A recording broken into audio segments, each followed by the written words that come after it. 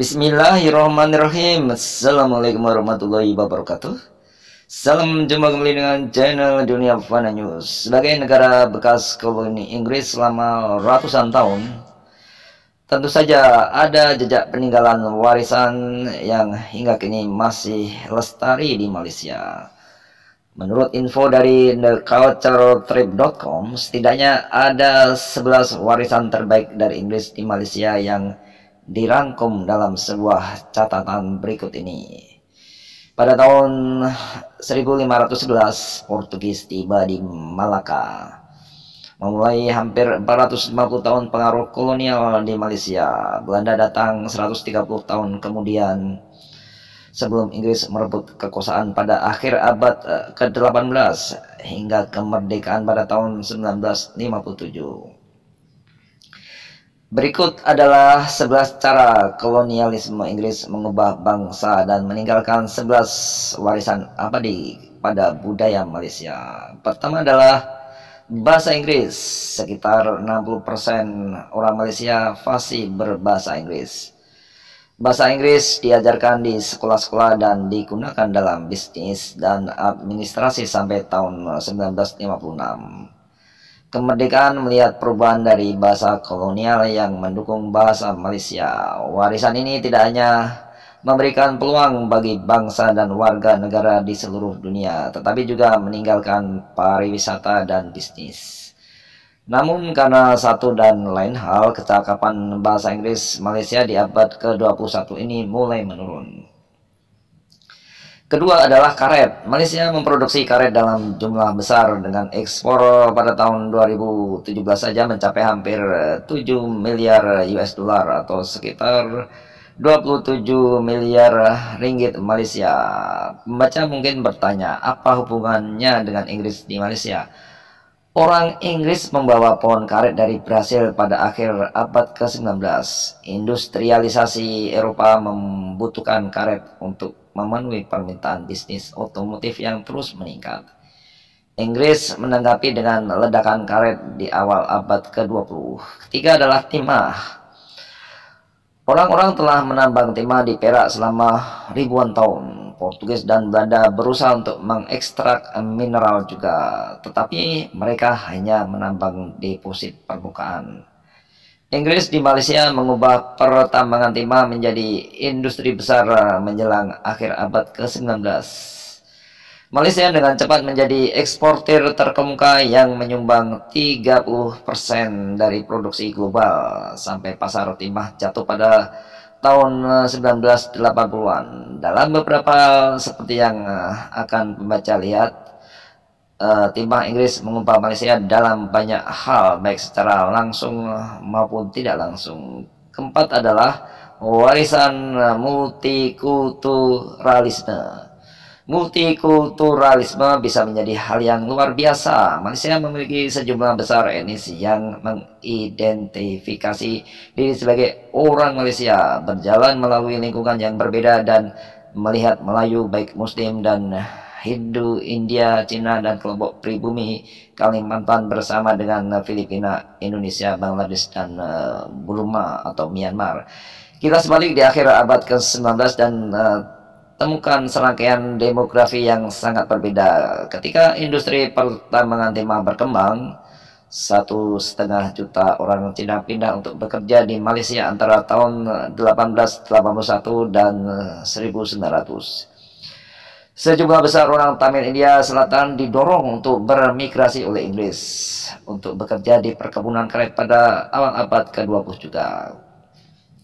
Warisan Inggris kelima adalah makanan. Percaya atau tidak, Inggris di Malaysia mempengaruhi masakan Malaysia, tetapi orang Inggris tidak mengubah selera lokal,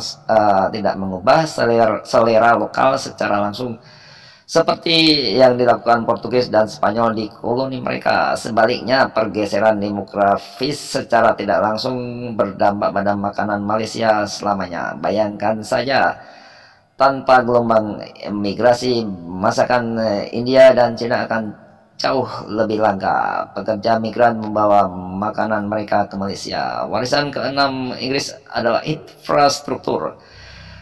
Pada masa prakolonial, bentuk utama pergerakan adalah berjalan kaki dengan perahu atau menunggang gajah. Munculnya industri timah dan karet menciptakan kebutuhan akan transportasi yang lebih baik untuk membawa komoditas ke pelabuhan. Kereta api dibangun di Malaysia Barat dan Timur untuk memenuhi ekspor Malaysia yang terus meningkat. Ketika penjajah semakin kaya dan industri otomotif mulai terbentuk, semakin banyak orang menginginkan mobil atau di Malaysia disebut dengan kereta. Peningkatan kendaraan yang terinspirasi oleh konsep baru berkendara santai berkontribusi pada pengembangan jalan yang lebih baik. Bagaimanapun, seorang gubernur tidak akan dapat melakukan perjalanan melalui lumpur. Sebuah mobil tentu sangat berguna bagi para pejabat selevel gubernur. Sebelum ada mobil, orang menggunakan sepeda dan becak. Warisan yang ketujuh adalah arsitektur. Saat Malaysia memasuki zaman keemasan di awal abad ke-20, orang Inggris semakin makmur, mulai membangun gedung-gedung mewah. Banyak yang masih tersisa hingga hari ini, termasuk Kastil Kelis, Perak, Balai Kota Penang, stasiun kereta api Kuala Lumpur, dan Ipoh, bersama dengan beberapa gereja dan katedral Inggris. Banyak bangunan kolonial berdiri di Malaysia. Warisan ke-8 adalah stasiun bukit.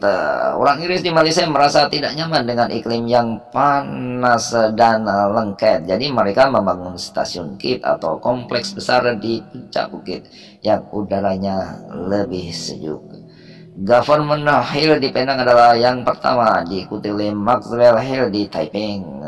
Dataran tinggi Cameron pada ketinggian 1.600 meter atau 5.249 kaki menjadi yang terbesar dan paling populer, yang merupakan daya tarik wisata utama saat ini.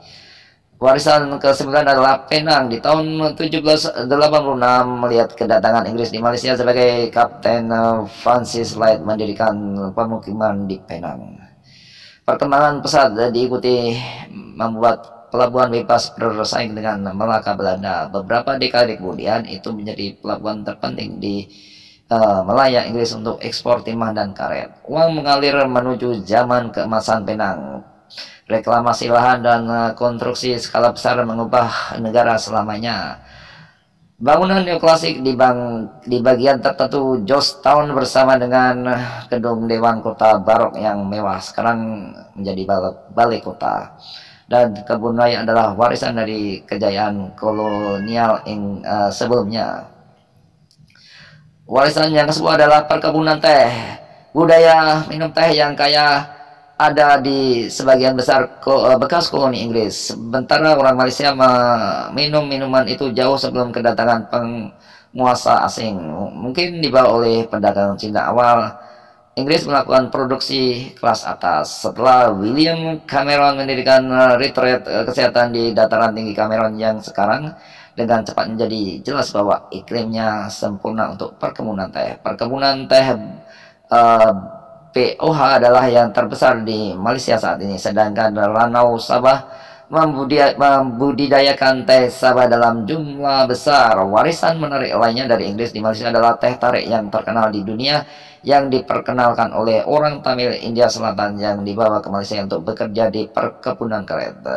Inilah sekarang warisan yang ke-11 berupa pendidikan yang direvolusi. Bisa dibilang warisan terpenting Inggris di Malaysia adalah pendidikan. Dari sekolah bahasa Inggris pertama sejak tahun 1816 di Penang hingga abad ke-21, Inggris memiliki pengaruh revolusioner terhadap sistem pendidikan Malaysia. Meskipun ada pembersihan baru-baru ini pada penggunaan bahasa Inggris di sekolah-sekolah pemerintah, warisan ini memberikan kesempatan yang lebih baik bagi anak muda Malaysia untuk pendidikan tinggi dan karir masa depan mereka. Sampai saat ini, Inggris Raya tetap menjadi tujuan pilihan pertama bagi mahasiswa asing Malaysia dan diaspora yang cukup besar tetap tinggal dan bekerja. Demikian info 11 warisan terbaik Inggris di Malaysia. Semoga bermanfaat. Terima kasih atas perhatian Anda semuanya. Wassalamualaikum warahmatullahi wabarakatuh.